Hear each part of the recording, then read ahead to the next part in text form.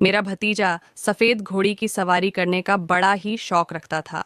वह अक्सर मुझे रोज कहा करता कि चाची मुझे आपके सफेद घोड़े की सवारी करनी है। मैं कभी कभी इस बात को हंसकर टाल दिया करती थी, लेकिन अक्सर वह रोज ही मेरे साथ जिद करने लगा। मेरा भतीजा मेरे पास पढ़ने के लिए आया था। उन दिनों मेरा पति विदेश में रहा करते थे। मेरा भतीजा कम उम्र का था, लेकिन धीरे धीरे उसमें बहुत सारे बदलाव आने लगे। वह अक्सर बहाने बहाने से मेरे करीब आया करता था और फिर बहुत जिद किया करता कि चाची मुझे आपका सफ़ेद घोड़े की सवारी करनी है। वह लेकिन मैं उसे बच्चा समझकर टाल दिया करती थी। एक दिन बहुत तेज़ बारिश हो रही थी। उसी दिन मैं अपने पति को बहुत याद कर रही थी, लेकिन इस वक्त भतीजा मेरे कमरे में आया, जीत करने लगा कि उसे आज घोड़े की सवारी करनी है। मैंने भतीजे की बात को मान लिया। मैंने कहा बताओ, तो फिर मुझे आज क्या करना पड़ेगा। लेकिन भतीजे ने जो तरीका मुझे बताया वह सुनकर आप लोग हैरान हो जाओगे। उसने लाइट बंद करते ही पूरे जोश के साथ, कभी कभी गलत फहमी ही इंसान के अच्छे खासे रिश्ते को ख़त्म करके रख देती है। इस तरह यह सिलसिला मेरे साथ हुआ था। यह कहानी उन दिनों की है जब मेरी नई नई शादी हुई थी। मैं शादी करके अपने ससुराल आई थी। मैं गरीब परिवार से ताल्लुक़ रखती थी। इसी वजह से माँ बाप ने अच्छा रिश्ता देखकर कम उम्र में ही मेरी शादी कर दी थी। शादी को लेकर हर लड़की की तरह मेरी भी कई अरमान थे, लेकिन वह शायद मेरी ज़िंदगी में पूरे नहीं हुए थे, क्योंकि शादी की रात ही मेरा पति मुझे छोड़कर विदेश चला गया था। यह शादी बहुत ही जल्दबाजी में हुई थी, क्योंकि मैंने सुना था जो मेरा पति है उसके माता पिता इस दुनिया में नहीं हैं और उसकी एक छोटी बहन थी जिसकी शादी उसने 1 साल पहले ही कर दी थी। माँ बाप को भी यह रिश्ता अच्छा लगा था, क्योंकि लड़का अच्छा खासा कमा लेता था। लड़की वालों ने हमारे से कोई डिमांड भी नहीं की थी। इसी वजह से माता पिता ने खुशी खुशी मेरी शादी मेरे पति राजा से कर दी थी। मैं विदा होकर जब अपने ससुराल आई तो बड़ी सादगी के साथ मेरा स्वागत किया गया था। मेरे ससुराल में ज़्यादा लोग नहीं थे। जब मैं अपने पति के कमरे में गई तो मेरे पति ने कमरे को पूरे फूलों से सजाया हुआ था। आज की रात मेरे लिए बड़ी ही प्यार भरी थी। आज की रात के लिए हर लड़की अपने पति का बेसब्री से इंतज़ार करती है।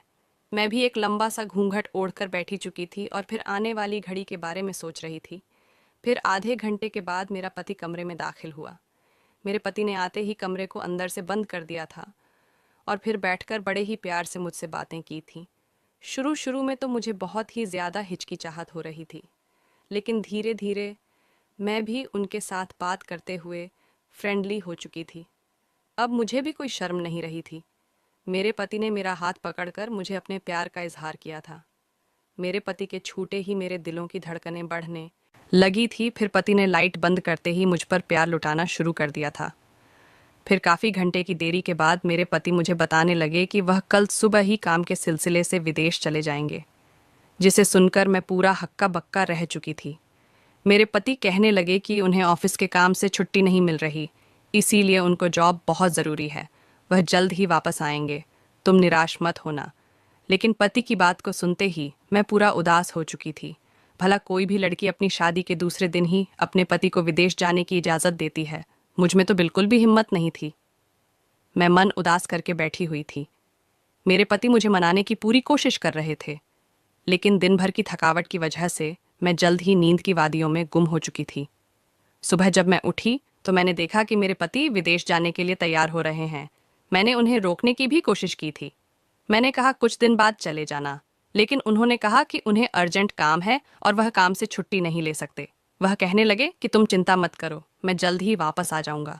मैं नई नई घर में आई थी, इसी वजह से मैं ज़्यादा बात पर बहस नहीं कि मैं भी मन उदास करके उन्हें खुशी खुशी जाने की अनुमति दे दी।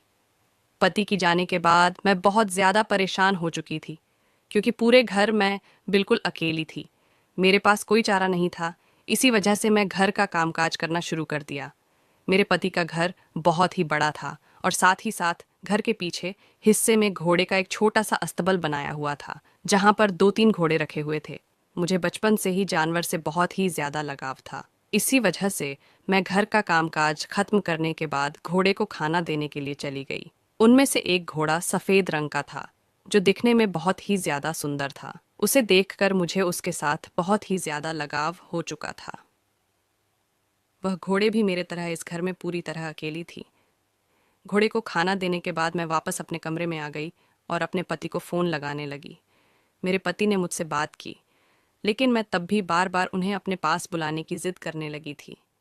लेकिन वह बार बार मुझे यही कह रहे थे कि तुम थोड़े दिन इंतज़ार करो, कुछ दिन के बाद मेरा भतीजा हमारे घर में आकर रहेगा, क्योंकि यहाँ से वह अपने आगे की पढ़ाई कंप्लीट करेगा। हमारे घर कुछ की दूरी में बहुत सारे अच्छे कॉलेज हैं, इसी वजह से वह यहाँ पर रहकर आगे की पढ़ाई को कंप्लीट करेगा और तुम्हारा भी मन लग जाएगा। पति के कहने के बाद मैं कुछ देर शांत हो चुकी थी। मुझे भी यह सही लगा था कि कोई शायद इस घर में आकर रहेगा तो मेरा भी मन लग जाएगा। मैं अपने पति के साथ कुछ देर प्यार भरी बातें की और उसके बाद हम दोनों ने फ़ोन रख दिया। उसके बाद मैं अपने घर के कामकाज में फिर से बिजी हो चुकी थी। मैं शाम का खाना बनाया और खाना खाकर मैं घोड़े के अस्तबल में चली गई थी। वहाँ जाकर मैंने कुछ वक्त घोड़े के साथ वक्त बिताया था। अपने हाथों से खाना खिलाए जो सफ़ेद रंग की घोड़ी थी, मुझसे बहुत ही ज़्यादा मोहब्बत हो चुकी थी। उसकी आंखें पूरी नीली थीं। मैं जब भी उसके करीब आती तो वह मेरे आगे गर्दन झुका लेती, ऐसा मानो कि वह मेरे एहसासों को समझ रही हो। मैं वही अस्तबल में बैठकर उस सफ़ेद घोड़ी के साथ बहुत सारी बातें करने लगी थी। मुझे भी उसके साथ वक्त बिताना अब अच्छा लगने लगा था। उसके बाद वह सारे घोड़े सो चुके थे तो मैं दोबारा अपने कमरे में आ चुकी थी और फिर बहुत ज़्यादा थकी होने की वजह से मैं गहरी नींद में चली गई। सुबह में जल्दी उठकर घर के कामकाज करने शुरू कर दिए। उसके बाद घोड़े के अस्तबल में जाकर उन्हें भी चारा दिया। चारा देकर मैं कमरे में आ गई और कमरे में आकर फ्रेश होने लगी। जब मैं फ्रेश होकर निकली तभी घर के दरवाजे की ज़ोर से बेल बजने लगी थी। मैं तुरंत भागती हुई दरवाजे तक गई। जब मैं दरवाज़ा खोला तो सामने खड़े शख्स को देखकर मैं हैरान रह चुकी थी, क्योंकि सामने जो शख्स था वह मेरा भतीजा था। उसे शादी में मैंने एक ही बार देखा था, इसी वजह से पहले ही नज़र में उसे पहचान चुकी थी। वह मुझे देखकर कहने लगा कि चाची, आप तो आज बहुत ही ज़्यादा खूबसूरत लग रही हो। मैं भी शर्मा चुकी थी। मैंने कहा, तुम अंदर तो आओ, मेरी तारीफ़ें बाद में कर लेना। चलो जल्दी से अंदर आ जाओ। फिर उसने अपना एक बड़ा सा बैग सोफ़े की साइड पर रखा और कहने लगा, आपको तो पता ही होगा, मैं यहाँ पर पढ़ने के लिए आया हूँ। मेरे आगे की पढ़ाई यहीं से होगी। उस लड़के का नाम अरमान था। उसकी उम्र 20 साल थी। वह दिखने में बहुत ही हैंडसम था, लेकिन उसे देखकर उसकी उम्र का अंदाज़ा बिल्कुल भी नहीं लगाया जा सकता। उसकी बातों को सुनकर मैं उसे कहा कि हाँ, तुम्हारे चाचा जान मुझे बताया था कि तुम आने वाले हो, लेकिन तुम इतना जल्दी आ जाओगे ये मुझे नहीं पता था। चलो मैं तुम्हें तुम्हारा कमरा दिखा देती हूँ। तुम थोड़ा देर फ्रेश हो जाओ, उसके बाद मैं तुम्हारे लिए नाश्ता लेकर आती हूँ। मैं अपने कमरे से कुछ दूर एक कमरा था, मैंने उसे वह कमरा दे दिया। मैंने कहा कि तुम आज से यहाँ रहोगे। उसे भी वह कमरा बहुत अच्छा लगा था। उसके बाद वह फ्रेश होने के लिए चला गया। मैं किचन में जाकर उसके लिए नाश्ता बनाने लगी थी। जब मैं नाश्ता बनाकर वापस कमरे में आई तो मैंने देखा कि वह बैठकर फ़ोन में बड़ी गहरी निगाहों से कुछ देख रहा था। जब उसने मुझे देखा तो हद बढ़ाते हुए उसके हाथों से फ़ोन नीचे गिर चुका था। उसके बाद मैंने उसे नाश्ता पकड़ाया। नाश्ता करते हुए वह मेरी तारीफ़ें करने लगा था। वह कहने लगा, चाची, आप नाश्ता भी बहुत ही अच्छा बना लेती हैं। वाकई आपके हाथों में तो जादू है। उसकी बातों को मैं सुनकर हंस के डाल दिया करती थी, क्योंकि वह बहुत ही मजाकिया किस्म का लड़का था। फिर मैंने कुछ देर उसके पास बैठकर उसके आगे की पढ़ाई के बारे में मैंने पूछा था, पर हम दोनों ने कई देर तक एक दूसरे के साथ बात की थी। उससे बात करने के बाद अपने कमरे में चली आई थी। कमरे में आकर देखा कि मेरे फ़ोन पर मेरे पति की कॉल आ रही थी। मैंने तुरंत रिसीव किया। शायद मेरे पति को अरमान के आने की खबर मिल चुकी थी। मेरे पति मुझे कहने लगे, अब तुम्हारा मन अच्छे से लग जाएगा। अपने पति की बातों को सुनकर मैं चुपचाप हाँ में जवाब दिया था, क्योंकि मेरे पति मुझे बिल्कुल समझ में नहीं आ रहे थे, क्योंकि मुझे उनकी ज़रूरत ही ना कि उनके भतीजे की। लेकिन मैं नई नवेली दुल्हन थी, इसी वजह से मैं ज़्यादा ज़िद नहीं कि मैं चुपचाप अपने पति की बातों को अच्छे से सुना था और उसके बाद हम दोनों ने फ़ोन रख दिया। कुछ देर बाद में आराम किया और उसके बाद घोड़े के अस्तबल में जाकर उन्हें चारा देना शुरू कर दिया था। आज जो मेरे सफ़ेद रंग की घोड़ी थी बहुत ही ज़्यादा उछल रही थी। शायद वह थोड़ा आज़ाद होना चाहती थी, क्योंकि उसे भी कितने दिनों से रस्सियों से बांधा गया था। जब मैं उन घोड़े को चारा दे रही थी तभी पीछे से अरमान भी मेरे बगल में आकर खड़ा हो गया। और फिर मुझे कहने लगा कि चाची, मुझे यह सफ़ेद रंग की घोड़ी बहुत ही ज़्यादा पसंद है।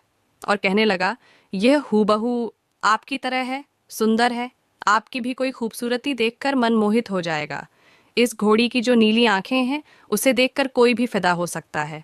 फिर बात तो ही बातों में अरमान ने मुझे एक ऐसी बात कही जिसे सुनकर मेरे होश उड़ चुके थे। वह मुझे कहने लगा कि चाची, मुझे भी अपनी सफ़ेद घोड़ी की सवारी करवाओ। कुछ देर तो मैं उसके सवालों को सुनकर चुप हो चुकी थी। फिर उसके बाद में हंसकर उसकी बातों को टाल दिया था। कुछ देर हम वहीं अस्तबल में बातें किया। उसके बाद हम दोनों घर में आ चुके थे।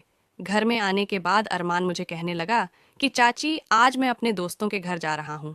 इसी वजह से थोड़ी देरी हो जाएगी क्योंकि मेरे दोस्त यही हॉस्टल में रह रहे हैं। मैंने उसे जाने की आज्ञा दे दी थी। उसके बाद वह रात को वापस आया था। रात को मैं खाने पर इसका इंतज़ार कर रही थी। जब आया तो हम दोनों ने बैठकर रात का डिनर किया था। डिनर करते हुए ही अरमान फिर से कहने लगा कि चाची, मुझे अपनी घोड़ी की सवारी कब करवाओगी। इस बात को सुनकर मैं फिर से हंसकर डाल दिया था। मैंने सोचा कि यह तो बच्चा है, इसे क्या समझ होगी, ये जो बोल रहा है। लेकिन शायद यह मेरी गलतफहमी थी। डिनर करने के बाद अरमान अपने कमरे में सोने के लिए चला गया था। मैं सोने के लिए चली गई थी। मैं बहुत ज़्यादा घर के कामकाजों की वजह से बहुत थक चुकी थी। इसी वजह से मैं भी अपने कमरे में जाकर जल्द ही सो चुकी थी। लेकिन रात को मुझे कुछ अजीब सी आवाज़ सुनाई देने लगी, लेकिन मैं वह आवाज़ों पर ज़्यादा ध्यान नहीं दिया। जब मैं सुबह उठी तो मेरे दिमाग में रात वाली बात के बारे में सोचने लगी थी। किचन में जब काम कर रही थी तो मैं आवाज़ों को गहरी तरीके से सोच रही थी, लेकिन तभी पीछे से अरमान कब आकर खड़ा हो गया। मुझे मालूम नहीं उसने मुझे एक बार आवाज़ भी लगाई, लेकिन मैंने उसकी आवाज़ को नहीं सुना। तभी उसने आकर मुझे पीछे से पकड़ लिया। उसके पकड़ने से मुझे अजीब सी हलचल होने लगी थी।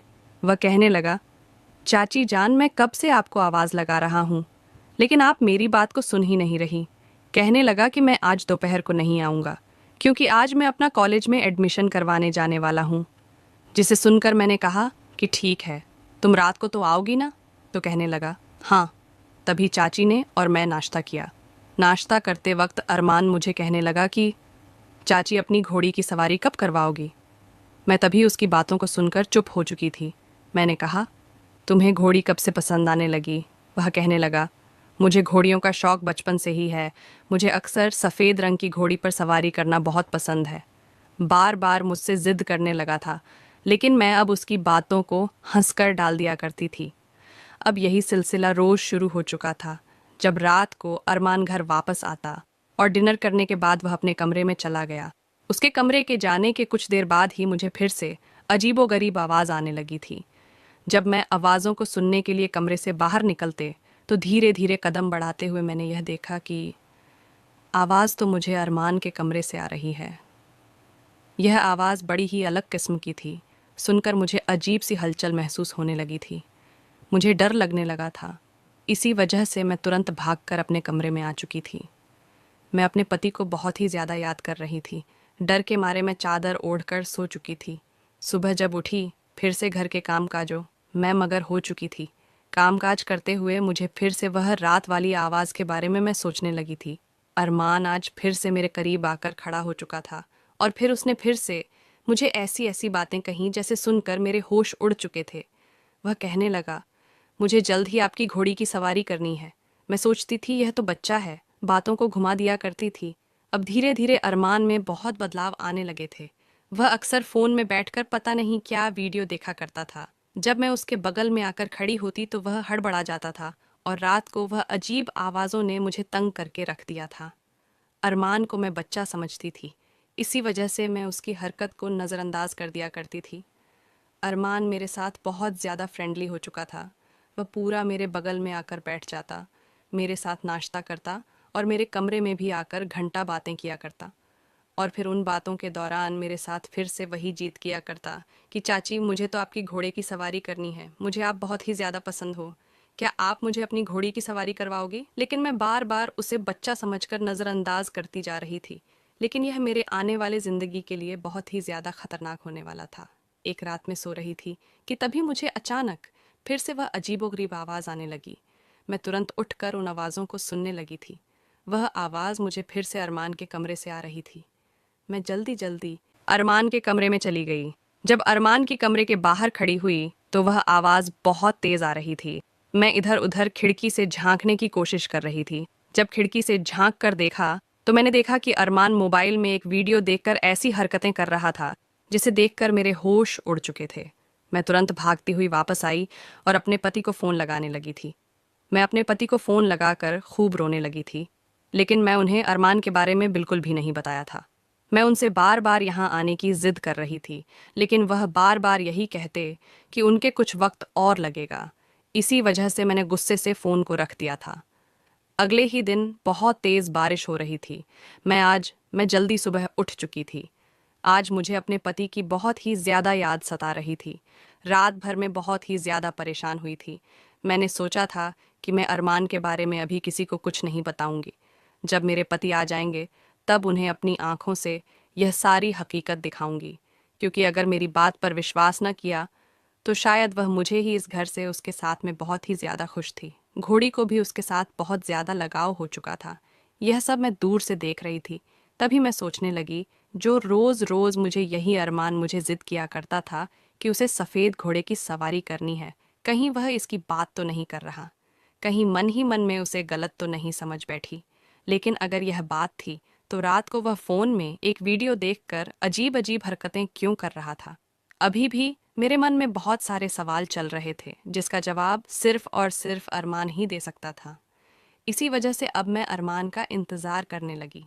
अरमान उसे घोड़ी के साथ कुछ देर वक्त बिताकर वापस जब घर आया तब अपने कमरे में चला गया। मैं भी उसके पीछे पीछे कमरे में चली गई थी। मैंने तुरंत कमरे को अंदर से बंद कर दिया था। अरमान मुझे देखकर हैरान हो चुका था।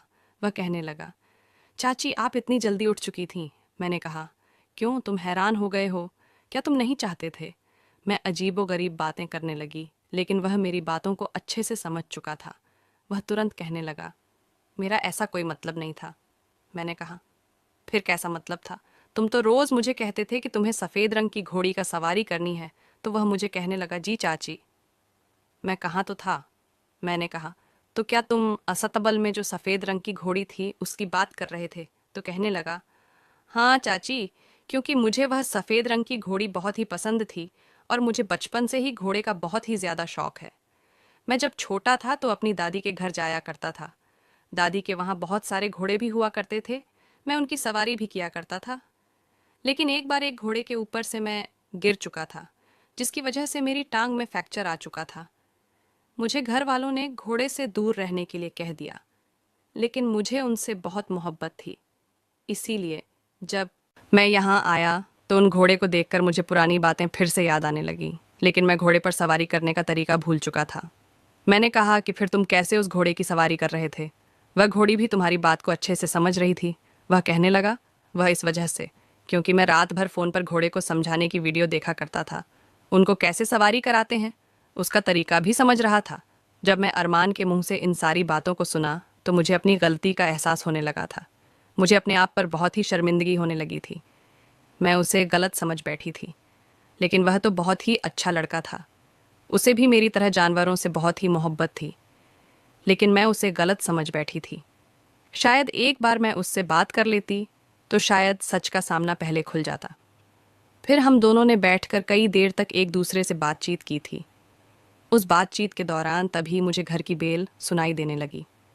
मैं तुरंत भागती हुई घर का दरवाज़ा खोलने के लिए भागी तो सामने अपने पति को देखकर मैं पूरी की पूरी चौकसी गई थी। सामने मेरे पति खड़े थे। वह मुझे देखकर बहुत खुश हो रहे थे। उन्होंने मुझे आज सरप्राइज़ दिया था।